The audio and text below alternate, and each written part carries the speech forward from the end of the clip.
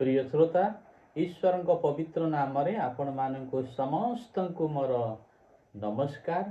ता संगे संगे आज शिक्षा मध्य को आपण मानक प्रत्येक को मु स्वागत करुच्ची। आज शीर्षकटी हूँ अति गुरुत्वपूर्ण कारण आम चतुर्पार्श्व जो बदटी वाद बदटी आलोचनार केन्द्रबिंदु रही से विषय कौन ताहा पवित्र बाइबल कुहे जे गो हत्या करे से मनुष्य हत्याकारी परी। प्रिय श्रोता परमेश्वर वाक्य पवित्र धर्मशास्त्र आमान को कौन कुहे गो हत्या विषय तो आसतु पाठ करवा ताहा माने पाई परिबे। जिसाया पुस्तक तार 66 पर्वर 3 पदरे जे गो बोध करे से मनुष्य हत्याकारी परी हुए। जे गो बोध करे से मनुष्य हत्याकारी परी हुए। पुणी आगु लिखाई जे मेष शावक बलिदान करे से कुकुरर बेक काटी पकाइबा लोक परी हुए। जे पुणी कौन करे मेष शावक बलिदान करे मेष शावक को बलिदान करे से कुकुरर बेक काटी पकाइबा लोक परी हुए। जे नैवेद्य उत्सर्ग करे से शुकर रक्त उत्सर्ग करिबा लोक परी हुए। पुणी जे नैवेद्य उत्सर्ग करे से कहा परी हुए से शुकर रक्त उत्सर्ग करिबा लोक परी हुए। जे तुंदुर जलाए से देवतार धन्यवाद करिबा लोक परी हुए। हाँ से माने आपना मानंकर पथ मनोनीत करियछन्ति। हाँ से माने आपना मानंकर पथ मनोनीत करियछन्ति और से मानकर प्राण आपना मानक घृणायोग्य विषय संतुष्ट। अनेके कौन करिसंति ना निजर घृणायोग्य कार्य विषय संतुष्ट होइछन्ति। प्रिय श्रोता तो आसतु धर्मशास्त्र जो आमान को शिखाए आमे जो देखिलु पढ़िलु आपण माने मध्य बाइबल निजर खोलिकी पढ़ी पारिबे। धर्मशास्त्र अध्ययन करि पारिबे। जिसाय 66 पर्व तार 3 पद विशेष करी आम माने ध्यान देबा जे गोबोध करे से मनुष्य हत्याकारी परी हुए। तो प्रिय श्रोता आसुनु ताहा आउरी मध्य प्रभुंकर वाक्य रे कौन लिखाई ताहा माने से बाइबल रो आओ हितोपदेश तार 12 पर्वर 10 पद पढ़िबा। धार्मिक मनुष्य अपना पशुर प्राण को आदर करे। धार्मिक लोक जे धार्मिक से मनुष्य कौन करे ना अपना पशुर प्राण को आदर करे। जो व्यक्ति धार्मिक से अपना प्राणीर प्राण को आदर करे बा अपना पशुर प्राण को आदर करे। प्रकृति जो माने धार्मिक से माने कौनसी जंतु को हत्या करिबा पाई इच्छा करते नहीं।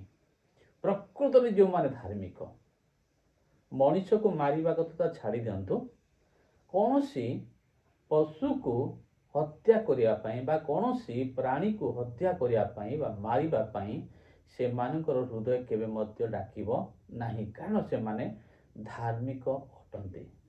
जीव प्रति से मानकर दया आसी जाए जो माने धार्मिक।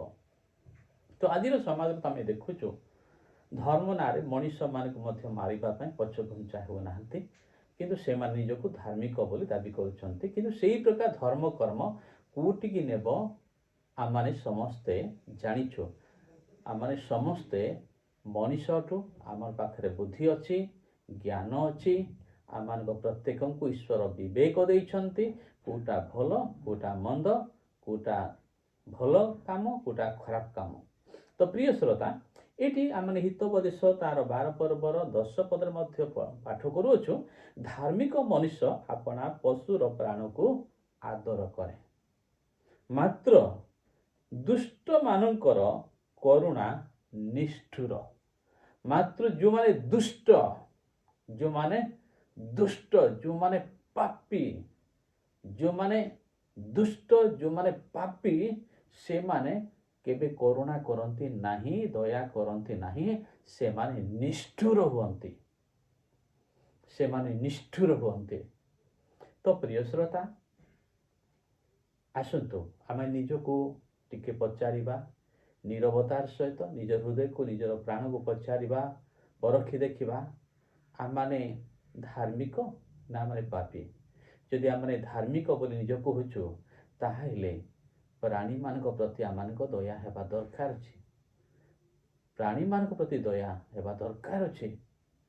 ମଣିଷ ତ ଆମମାନଙ୍କ ପରି, ତାଙ୍କ ପ୍ରତି ତ ତାହୁରି ଅଧିକ ହେବା ଦରକାର ଅଛି ନା। କାହିଁକି ଆମେ ମଣିଷ, ସେମାନେ ବି ମଣିଷ, ସେମାନଙ୍କ ପ୍ରତି ଆମମାନଙ୍କର ପ୍ରେମ ଦୟା ପ୍ରକାଶ କରିବା ତ ନିଶ୍ଚୟ ହିଁ ଏକ ଧାର୍ମିକ ବ୍ୟକ୍ତିର କର୍ତ୍ତବ୍ୟ। ଆମେ ପଶୁ ନହୁଁ, ଖାଲି ପଶୁକୁ ଅଧିକ ପ୍ରେମ କରିବା, ମଣିଷକୁ ଆମମାନେ ହତାଦର କରିବା ପ୍ରକାର ନୁହେଁ। କିନ୍ତୁ ଜଣେ ମଣିଷକୁ ପ୍ରେମ କରିବା ସଙ୍ଗେ ସଙ୍ଗେ ଆମ ପ୍ରତ୍ୟେକଙ୍କର ଦାୟିତ୍ୱ କର୍ତ୍ତବ୍ୟ ରହିଛି ଜୀବଜନ୍ତୁମାନଙ୍କୁ ମଧ୍ୟ ଆମମାନେ ସୁରକ୍ଷା ଦେବା। ପ୍ରିୟ ଶ୍ରୋତା, ଆଜି ପାଇଁ ଏତିକି ରହିଲି। ଆପଣମାନଙ୍କୁ ସମସ୍ତଙ୍କୁ ମୁଁ ଅନୁରୋଧ କରିବି, ଜୀବମାନଙ୍କ ପ୍ରତି ଦୟା ଆସୁ, ସେମାନଙ୍କର ବି ବଞ୍ଚିବାର ଅଧିକାର ଅଛି। ଆଉ ଏଇ ଦୟା କୋଉମାନଙ୍କ ହୃଦୟରୁ ବାହାରିବ ନା ଧାର୍ମିକମାନଙ୍କ ହୃଦୟରୁ ବାହାରିବ। ପ୍ରିୟ ଶ୍ରୋତା, ମୁଁ ବିଶ୍ୱାସ କରୁଛି ଆପଣମାନେ ଧାର୍ମିକ, ସେଥିପାଇଁ ଏ ମେସେଜ ଗୁଡ଼ିକ ଶୁଣୁଛନ୍ତି। ଯଦି ଗୋଟେ ଜୀବକୁ ଯଦି ପ୍ରେମ କରୁଛନ୍ତି, ଆପଣ ମଣିଷକୁ ପ୍ରେମ କରିବେ ନାହିଁ କି?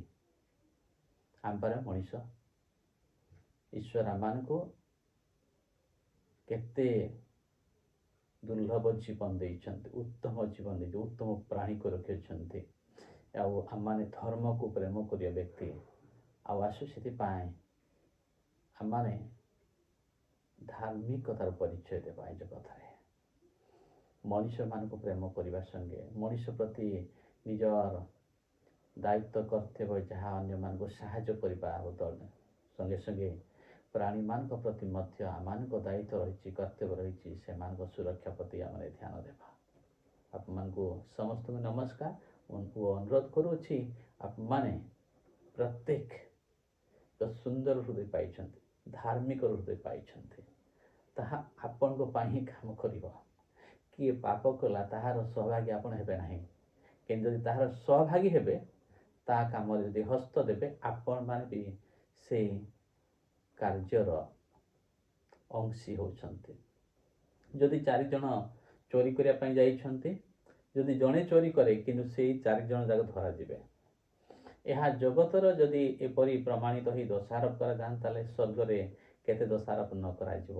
ଏଥିପ୍ରତି ଅଧର୍ମ କାର୍ଯ୍ୟ ପ୍ରତି ଆପଣ ହାତ ଦିଅନ୍ତୁ ନାହିଁ, କାରଣ ଆପଣ ଧାର୍ମିକ ଅଟନ୍ତି। ରହିଲେ, ନମସ୍କାର।